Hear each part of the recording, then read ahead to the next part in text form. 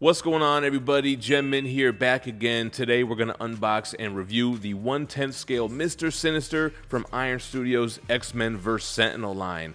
This one is probably the most detailed out of all of the proximity pieces. I can't wait to unbox this thing and take a look at it. Before we do, make sure to hit that like if you love X-Men, subscribe to the channel, hit that notification bell, and let's learn a little bit about Sinister before we do the unboxing. Sinister was born Nathaniel Essex. He was a regular human scientist in Victorian London. He was inspired by the works of Charles Darwin. He later found out about mutants, then runs into Apocalypse, who transforms him into the immortal, pale-skinned Mr. Sinister. He first became a thorn in the X-Men sides when he's mentioned in Uncanny X-Men 212. We would get a glimpse of him in the following issue, Uncanny X-Men 213, and then we would see his first full appearance in Uncanny X-Men 221. Sinister is a geneticist. He loves messing with mutant DNA in order to create the perfect mutant. His favorite subjects, of course, being Scott Summers, Cyclops, and Jean Grey, Marvel Girl. He makes a clone of Jean Grey, who becomes Madeline Pryor, who has a child with Cyclops, who later becomes Cable.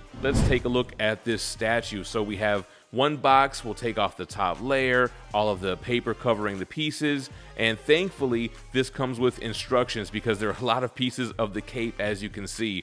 That's one of his most defining features, besides his pale white skin, his sharp teeth, but his long flowing cape, which is made up of all these strands. I love the two-tone color, the red on the inside, the blue on the outside, and it's got a perfect balance of being not too brittle or fragile, but it doesn't feel cheap and plasticky. Then we have these two little pieces of smoke that'll go on the base, and this third larger piece that's on this silver pole. Then we have Sinister's body, standing pretty tall for one of these pieces. He's all stretched out. I love the lines on his body. It almost reminds me of Colossus.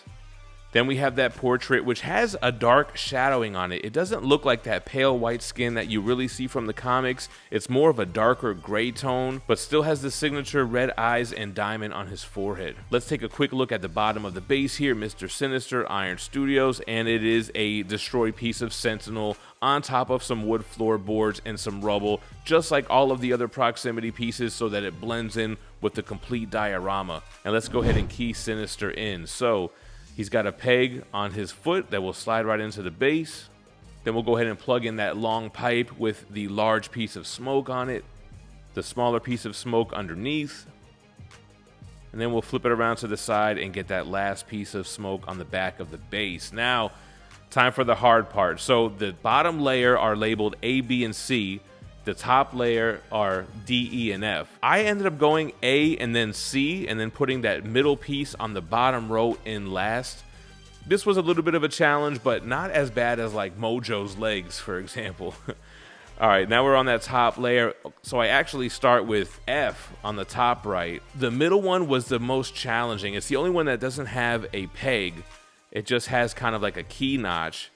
But we get it in there, and then the last piece on the top left, and finally we'll go ahead and get that portrait on there. So man, Mr. Sinister, probably one of the more impressive out of all these proximity pieces. This video is brought to you by Bad Music issue number 1. Following the battle at the Ninja Funk Dojo and the capture of BB, Bad Music retreats to their headquarters at the Nexus. With the love of Laser Wolf's life as irresistible bait, there's no doubt in Queen Bad's mind that her nemesis will come knocking, and she's ready for them.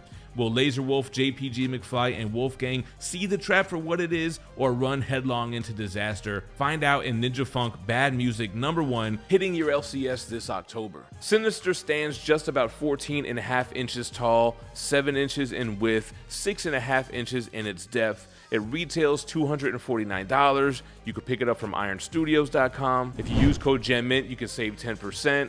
Let me know what you think about this piece in the comments down below. I appreciate y'all watching. Stay minty fresh. Peace.